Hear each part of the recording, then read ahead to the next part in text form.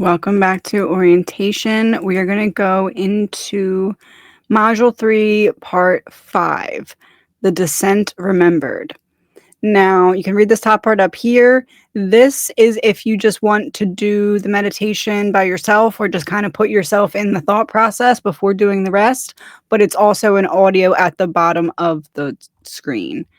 Now, the PDF down here, the Descent Remembered printout, that's nothing that you have to fill out. That's just a printout of something that I say in the ritual. So it's essentially like a poem that you can print out and hang or print out and put in your codex if you would like. So that's nothing that you have to fill out, but we are going to listen to the audio.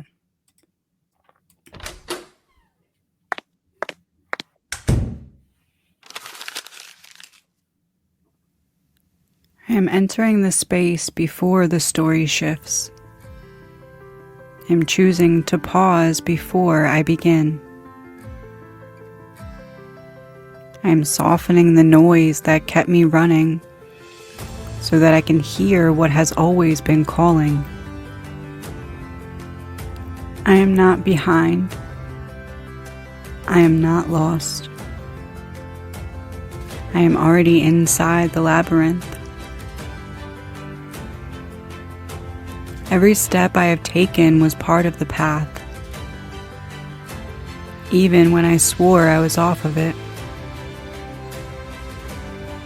I am ready to meet myself where I am, without disguise, without apology. I am remembering that nothing in my life was random. I am remembering that every event, every ache, every silence was a chapter written into my becoming. I am remembering that the descent was never punishment. It was precision. It was the soul planting signposts in the dark to lead me home. I am no longer running from the dark. I am no longer calling it failure. I am beginning to see it as the soil that holds the truth that I once buried to survive. I am allowed to slow down here. I am allowed to stop reaching for light long enough to understand the roots beneath me. I am allowed to feel the weight of the stories that I carry without mistaking them for who I am. I am looking with new eyes now. I am tracing the threads of my story back to their origin points. I am meeting the younger versions of me who built beliefs from moments they could not yet understand. I am telling them they are safe now. I am telling them the story is still unfolding. I am remembering that what I believed then does not have to be my truth now.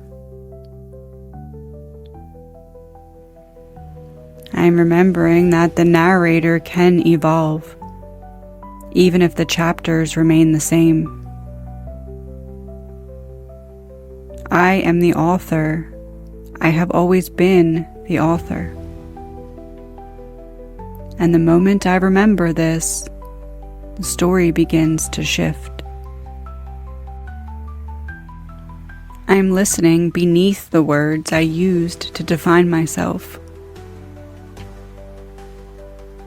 I am listening to the hum beneath the wound. I am listening to the wisdom beneath the silence.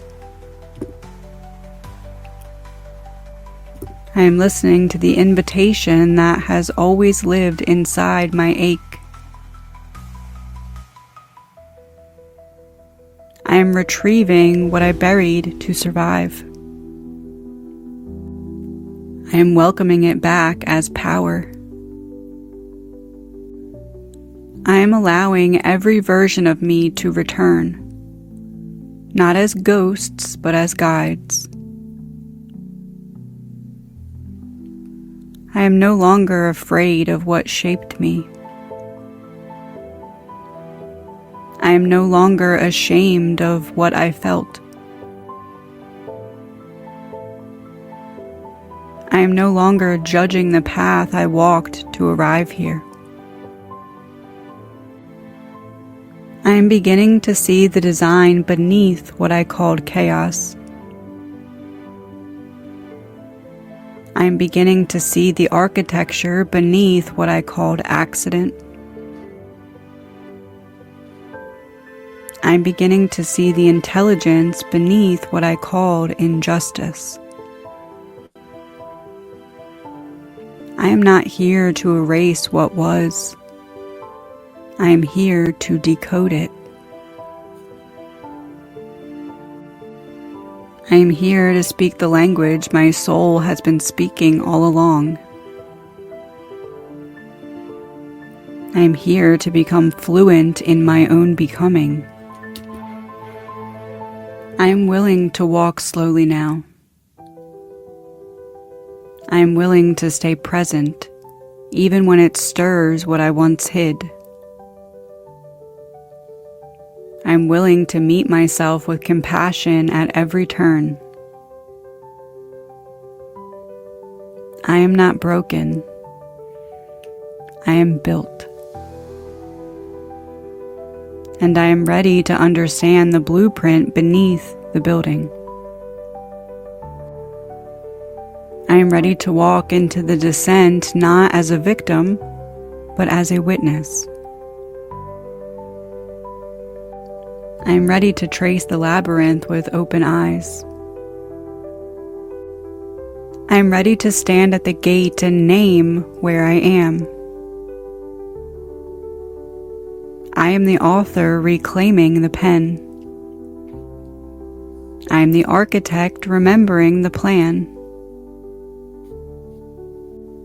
I am the soul who wore this story before I knew how to read it. And now, I am reading it. I am retrieving it. I am rewiring how it lives in me. What I buried to survive, I now receive to awaken. What I feared to face, I now choose to understand. What I once called darkness, I now call soil. I am ready. I am remembering. I am walking the path that I designed to remember who I am.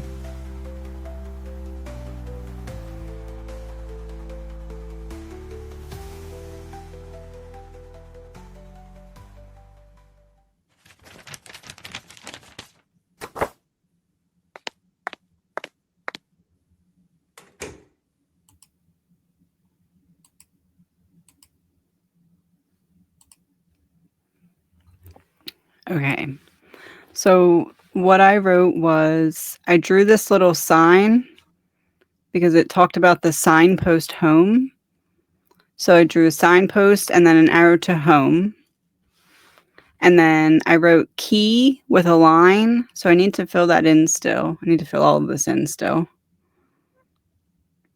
I also like this putting stars or something next to it because then I know that that's something that I didn't immediately jump into an answer to. I sat with it. Maybe I fill it out while we're doing a video. Maybe something comes to me and I grab it really quick and I fill it out then. But it's something that I know I buffered a little bit longer for this answer. It's a little bit deeper. I let it come to me. I didn't seek it. And then I have down here, I made an extra box that says the path I took to get, and then I put another arrow up to home. So the path I took to get home. So I'm going to fill in this box as that path, almost like a little street. Right. And then this I'm going to fill in what was my sign? What was the ultimate signpost that put me in the right pivot to the path home to myself? And then what was the key to unlocking that? So this is the intention. I put down the intention. Hey, higher self. Hey, source. I feel like knowing the answer to this would help me solve my blueprint. Please present it to me in a way that I'll understand it's the answer to that, but also in a way that challenges me to grow. So it can't just be like, oh, here's the answer on a piece of paper. It's okay, I figured out this answer, because then I'll never forget it, because I'll remember what it took to get it, what it took to understand it. It etches, it carves itself into the blueprint because you put out energy to attain the answer. Intention and energy. When you get something after that, it's ingrained in your blueprint. It's in there. You're not going to forget it.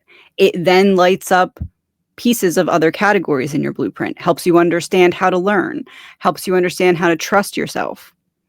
So set the intention and then allow it to be shown to you. Don't expect it to just, I don't know what that was. Don't expect it to just be presented with no effort, because energy is currency. It's the price you pay. Your intuition is your inner tuition, the price you pay for learning. Your energy is that currency going out. So you're paying for the lesson. And what happens when you pay for school as opposed to getting it free? You're probably prone to take it a little bit more seriously because you paid for that. There's a cost for that. Not that people who get it for free don't take it seriously, but if you're paying for it, you're going to make sure you get your money's worth. Same thing with energy. You're getting your money's worth when you're setting the intention and then putting out effort to unpack, understand, and dig deeper into the answer that you're given that is proof that the blueprint is alive, because it's going to respond and help you answer that question. I can't answer this right now. I need to sit with it. I need to think of it. Do I need to sit here and not go on about the rest of my life because I need to figure out this answer? No. I go about the rest of my life, and somehow, some way, the answer to this is going to be worked in to what I'm already doing. Maybe it's when I sit down and meditate. Okay. Maybe it's when I'm washing the dishes. Maybe it's when I'm having a random conversation with someone. But when I get this answer, it's proof the blueprint is still alive, and it's proof that my choices, my energy, my efforts are shifting things in the field. Increased self-trust, increased desire for awareness. Automatically pattern recognition comes online because your human survival mode is like, hey, pattern recognition would help us figure this out better, more thoroughly, more efficiently, wider scale. So boom, pattern recognition becomes a survival instinct, not in a bad way, but in a way that's geared towards helping you expand. I also wrote who was the narrator then and who is the narrator now. Again, no answers for them yet. I have to fill it in. And then where I am right now. And I left a little bit more room for that one down here. So that's where I'm at with this page so far. Everything here is things that I'm going to think on. Again, I'm still going to put stars here because I do want to remember later that I sat with those answers. It's not something I wrote in the moment, okay? Okay, so now that the audio has prepared you, you're going to dive into this part, which I intend for you to do in your own voice, in your own thoughts, as opposed to me reading it for you, specifically because this is essentially the first step forward into the library. And I feel like it's very important that you remember this moment as a moment from you to you. So if you didn't listen to the audio right before doing this, then it would be very important to read these first two in a meditative sense. So read a sentence, take it in, read a sentence, take it in, okay? But since that we just listened to the audio, we're going to kind of skip through this first part and go into the task ahead, okay? So we're imagining that we're descending a spiral staircase inside of ourselves. With every breath, we travel deeper. Beneath the surface of thought, beneath the stories that you tell about your life, into the quiet corridors where memory lives. So I want you to establish some kind of visual of that. What would that look like? What would that feel like? What would that sound like? What would the prominent colors be? Would there be any smells that would bring comfort? Would there be anything that would make you feel a sense of familiar soul recognition? So just take a moment and think of that.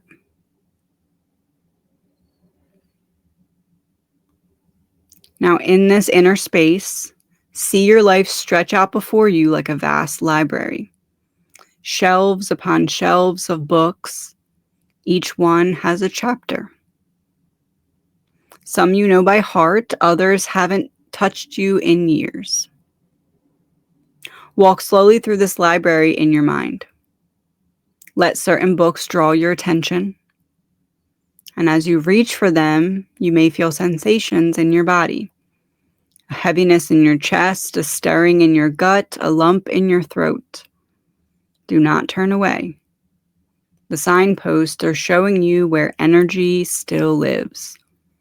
So how do we do this? We close our eyes. We put ourselves into whatever environment we just established with the previous answer, with the smells, with the sights, with the feelings. Maybe even the temperature would be important. We're below all of the stories that we were previously telling about our lives that are not authentic, the ones that others told for us, and the ones that we even told ourselves.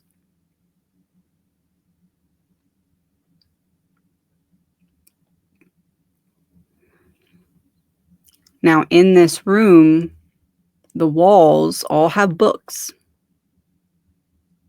And when you think to yourself, the most important chapters of my life are the ones that I'm going to see right when I open my eyes, and I'm just going to be drawn right to them.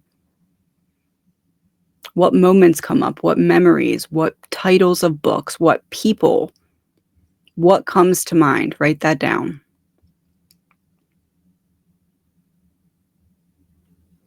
Does the environment shift at all when these things come up?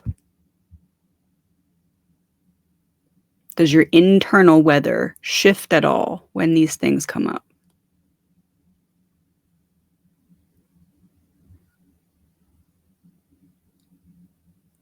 Name one book or one chapter that's positive. Name one that's negative.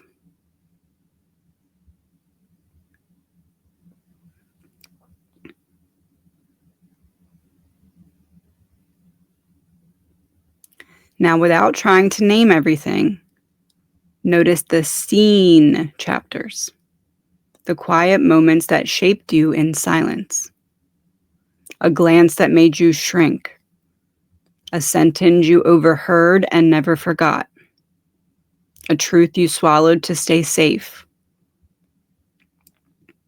These memories might not arrive as clear images, they may come as sensations, feelings, or fragments. That is still enough.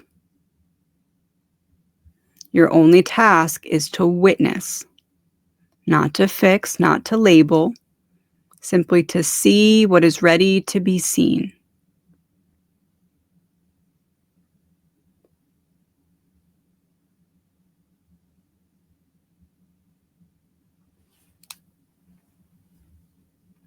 And as these things come up, you can be taking little notes, full sentences, one word, little images and symbols. Whatever comes to your awareness is what you should be writing. Now we get into the part where there is some documentation. So choose one of these moments, seen or unseen, that feels alive in this moment, and hold it gently in your awareness.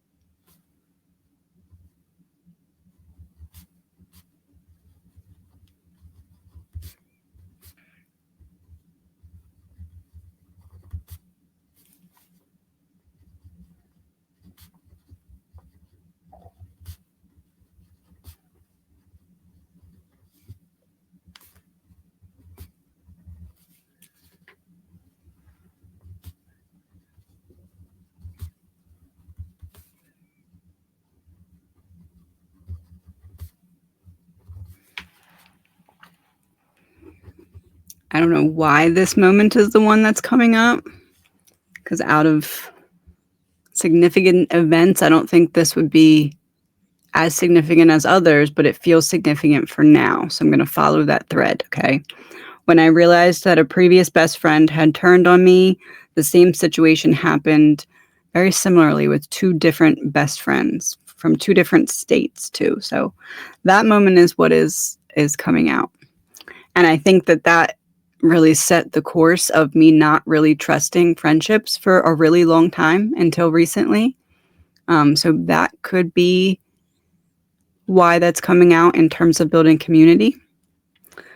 So now we're going to go down to what did I believe about myself because of this?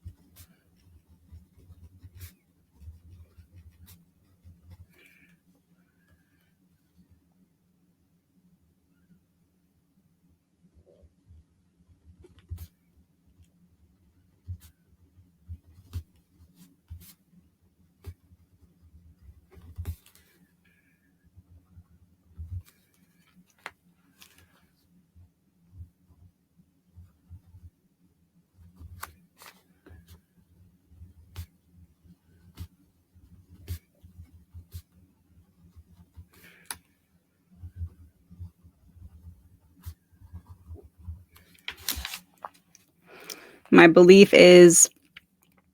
from that was that I would have to choose between being inauthentic or being alone because I was always too much for everyone. Next question. How might that belief still be narrating my life today?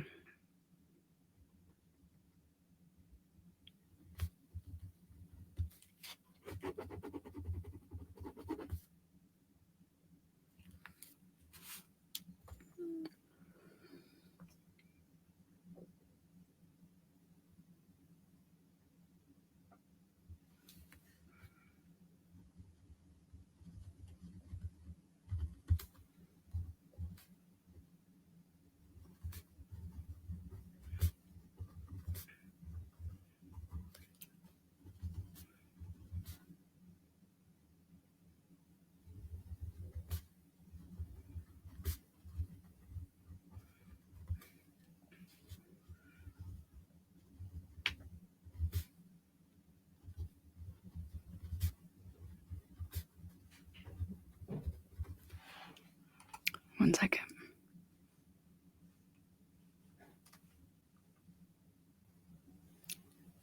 Okay, so I put the narration would be hesitancy to let people get close to me even when they've proven trust and loyalty, which I feel like is a common thread that type of betrayal leads to. And I feel like the solution for that has nothing to do with other people and everything to do with self-trust. When you trust yourself, you know that you're not going to keep around people who have not had their words match their actions. So now we're going into what truth might have been hidden beneath that belief, one I could not see then, but might see now.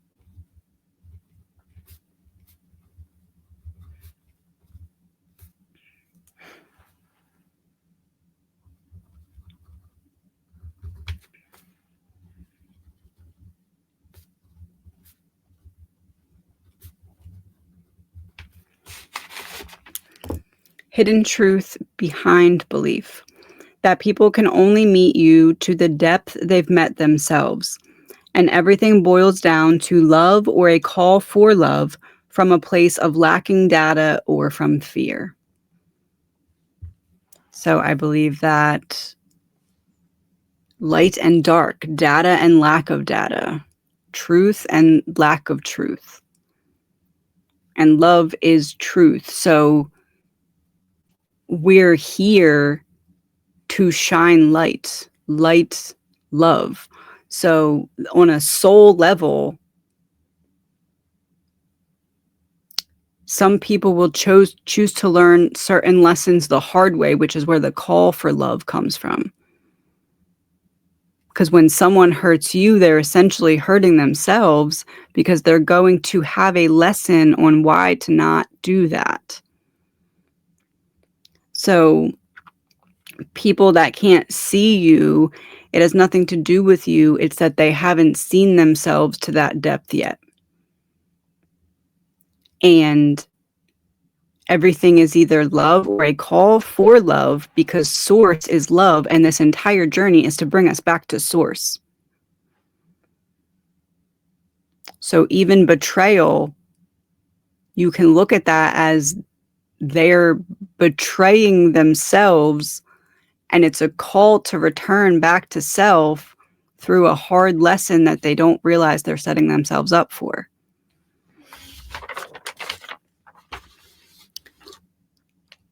So what truth was hidden behind these previous betrayals in this case that I'm referring to? That it wasn't that I was too much. It was that they hadn't met themselves to that depth yet. And I was trying too hard to get them to do that when that was not my role to do. So that's how you would unpack that part. And see how it says, don't force an answer, simply notice what arises. Every single word is enough. If you would have given me 20 different guesses of which way this was going to go, this would not have been my guess. But this is what came to my awareness. So this gave me an important piece of the puzzle that needed to come out now so that other pieces later can build on it. That's why you're not thinking your way through this course. You're feeling your way through this course. You can't intellectualize your way through this course. There's nothing to learn. There's only pieces to uncover. You're feeling your way through the maze that can only be walked in the subconscious mind.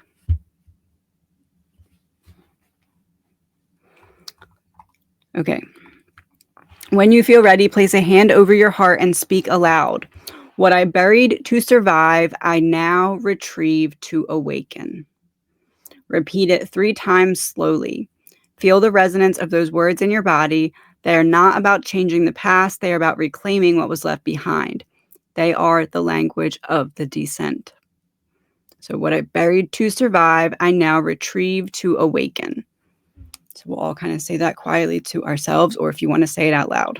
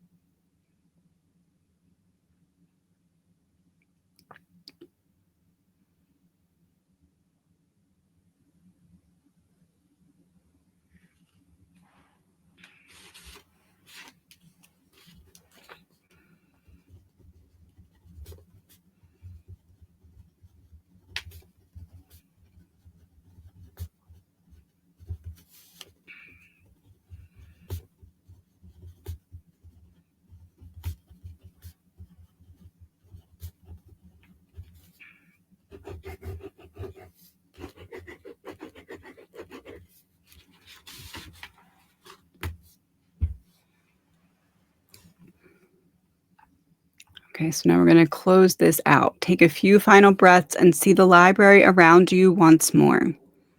Not as a vault of pain, but as a living map. Every shelf, every story, every chapter belongs to you, and none of it was random. is the architecture of your becoming. Think of it as every book on the shelf had a vibe, okay? It had a lesson that you were meant to learn from it. You got to choose the title. You got to choose the characters. You even got to choose the scenery. But you had to complete the book. So your vibrational energy, your thoughts, your patterns, your habits determined if that book was a horror or a comedy or a love story. But you had to complete the book nonetheless. That's what that means. When I say it wasn't random, it's not that it was fated and you had to date Joe in high school and then divorce Chris at 42. That's not what I mean when I say the architecture.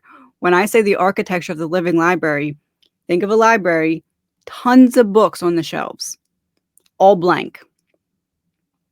Your job, fill them all in. Once they're all filled in, you will understand your blueprint. You will have uncovered your purpose, faced yourself in the mirror without running away, understood why you went through certain things to bring you to a level of forgiveness for yourself or just for life in general or for others. Blank books. You need to fill them in. You need to do something. If you don't fill them in, you just reincarnate and then you got to pick up where you left off and then you got to fill them in next time. You got to fill them in. Your consciousness will keep going on a cycle until they're all filled in. You take action. You make choices. That's what grabs the book off the shelf and says, okay, we're working on this one today. What people are in my life right now, because those are the characters that are getting filled in this book. What's my environment? Because that's the scene. That's where it's being set. What am I focused on? Because that's going to be the topic of the book. You can complete the lesson and have a really boring book. You can complete the lesson and have Freddy Krueger chasing you for half of it. You can write the lesson just as a going through your day, going through the flow, going to work, coming home, doing the mundane. But if you're focusing on building your purpose, if you're focusing on healing, if you're focusing on what do I need so that I can fill my cup and pour out for the world, you will be filling in pieces of your blueprint. It will be making sense. And essentially what that means is completing a book, putting it on the shelf, saying which book's next. That one looks good. Let me grab it. Let me put a cover on it. Let me write a title on it. Let me gather who is ever in my life right now. That's the cast. Let me keep focusing on my purpose. That's the title of the book. That's the focus of the book. Let me make sure my external environment matches my internal environment. That's the scenery of the book. Let me make sure I'm taking care of me. That's the energy of the book. That's the speed the book's being written. That's whether or not the book gets finished. So you're stepping into the library, and I call it that because you're stepping in, and right now you're saying, what book do I want to take off the shelf and work on first? Times in our lives, we'll hand this book to another person and not realize that they filled up half of that book. That's why you need to play the main character in your story and not give that role to someone else. You don't want to walk into this library and realize that half of it is filled in invisible ink because you let someone else write in that book, but they don't show up here, not in your room of the library. Only your ink does. So you then have to wait, go back and say, why isn't that book lit up green, like indicating it's done? I thought it was all filled in. And you open it and you realize, oh no, there's like 25 missing pages. I forgot I gave that other person the pen. So now I can't really advance and leave this book locked in until I go back and fill in those pages myself. Reclaiming authorship, reclaiming sovereignty, You are the author of every piece of your story, and your higher self will keep bringing you back to that same point until you're the main character in it. That's why we get stuck in loops thinking we're being punished, because we get to a point where it's hard and we say, oh, can you take the pen for me? Can you? Not realizing, not on purpose, not consciously, but we let them play the main character when it needs to be us in order to complete that book. So sit with that, complete this if you haven't, and I will see you for the next part of orientation.